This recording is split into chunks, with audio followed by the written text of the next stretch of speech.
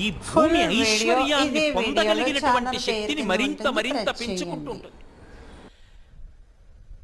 ఒక ఛార్జర్ తీసుకెళ్లి plug pin లో పెట్టారనుకోండి, ఛార్జ్ అవుతోందా అవట్లేదా?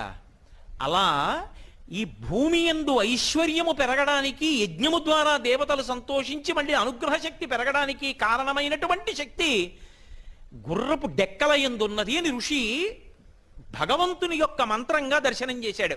అందుకని గుర్రాల్ని తిప్పుతారు.